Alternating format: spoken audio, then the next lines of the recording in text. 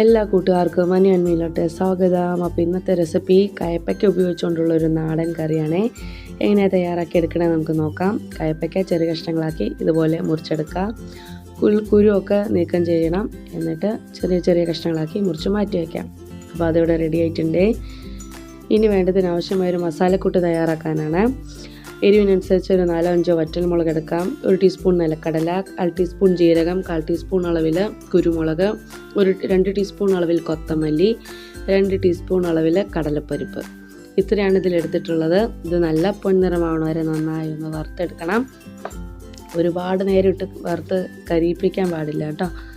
അതിൻ്റെ നിറമൊക്കെ ഒന്ന് മാറി കുരുമുളകൊന്ന് പൊട്ടി തുടങ്ങുന്ന സമയത്ത് നമുക്കിത് മാറ്റി വയ്ക്കാവുന്നതാണ്. തയ്യാറാക്കിയ ഈ ഒരു കൂട്ട് നല്ല രീതിയിലൊന്ന് പൊടിച്ച് മാറ്റി വയ്ക്കുകയും വേണം. അപ്പോൾ എന്തായാലും നല്ല രീതിയിലൊന്ന് ഫ്രൈ ആയി വന്നോട്ടെ.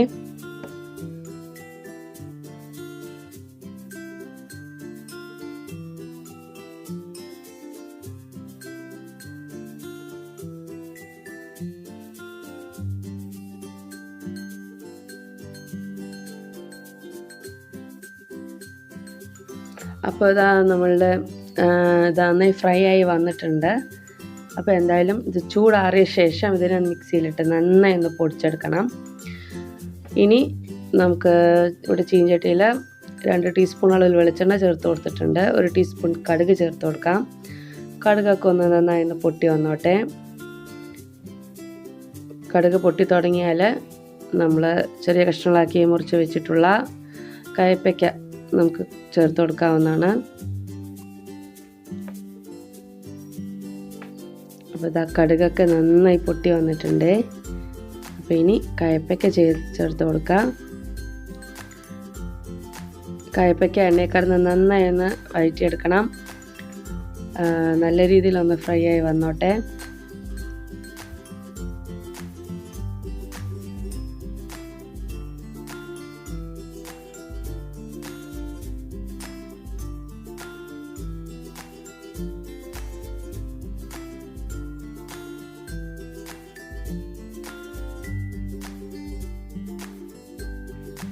കയ്പ്പയ്ക്ക നല്ല രീതിയിലൊന്ന് വാടി തുടങ്ങുമ്പോൾ ഇതിനകത്തോട്ട് 1/4 ടീസ്പൂൺ അളവിലെ മഞ്ഞൾപ്പൊടി, പിന്നെ 1 തണ്ട് കറിവേപ്പില കൂടെ ചേർത്ത് കൊടുക്കാം.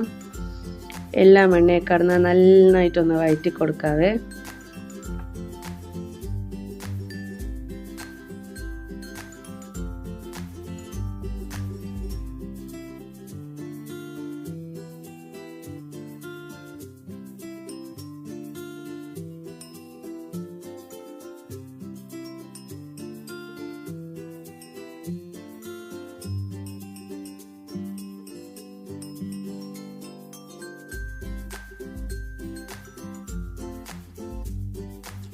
കയ്പ്പയ്ക്കൊക്കെ നല്ല രീതിയിലൊന്ന് വാടി തുടങ്ങിയിട്ടുണ്ട്.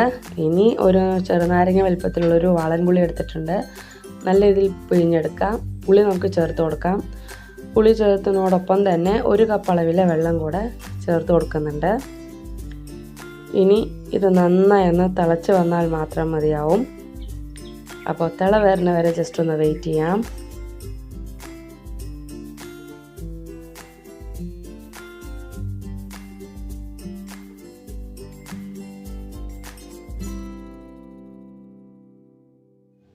അപ്പോൾ അതാ നമ്മുടെ പുളിയൊക്കെ നന്നായിട്ടൊന്ന് തിളച്ച് വന്നിട്ടുണ്ട്. ഈ ഒരു സമയം നേരത്തെ ഫ്രൈ ചെയ്ത് വെച്ചിട്ടുള്ള ആ ഒരു മസാലക്കൂട്ട് പൊടിച്ചെടുത്തതാണ്, അത് ചേർത്ത് കൊടുക്കാം. അതിനോടൊപ്പം തന്നെ കറിക്ക് ആവശ്യമായ അളവിൽ 1 ടീസ്പൂൺ അളവിൽ ഉപ്പ് കൂടെ ചേർത്ത് കൊടുക്കുന്നുണ്ട്. കൂട്ട് ചേർത്ത് ഉപ്പൊക്കെ ചേർത്ത് നന്നായി ഒന്ന് ഇളക്കി യോജിപ്പിക്കാം. ഇപ്പോൾ കറി നല്ല വെള്ളം പോലെയാണ് കാണുന്നത്. പക്ഷേ ഈ കടലപ്പരിപ്പൊക്കെ വറുത്ത് ചേർക്കുന്നതുകൊണ്ട് തന്നെ കറി തിളയ്ക്കും തോറും നല്ല രീതിയിലൊന്ന് കുറുകി വരുന്നതാണ്. ഇനി ഈ എരിവൊക്കെ ഒന്ന് ബാലൻസ് ചെയ്യുന്ന വേണ്ടിയിട്ട് ഒരു ശർക്കര പൊടിച്ച് ചേർക്കുന്നുണ്ട്. അത് 1 ടീസ്പൂൺ ചേർത്ത് കൊടുക്കുന്നുണ്ട്. അതിനോടൊപ്പം തന്നെ നല്ലൊരു ഫ്ലേവറിന് വേണ്ടി കുറച്ച് കായം കൂടെ ചേർക്കാം.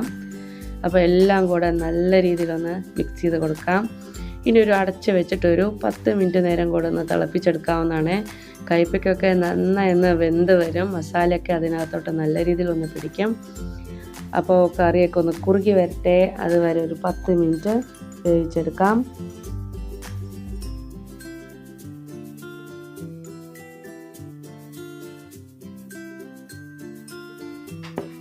അപ്പോൾ ഇതാ നമ്മൾ ചേർത്തിട്ടുള്ള വെള്ളമൊക്കെ ഒന്ന് വറ്റി കറിയൊക്കെ നന്നായിട്ടൊന്ന് കുറുകി വന്നിട്ടുണ്ട്.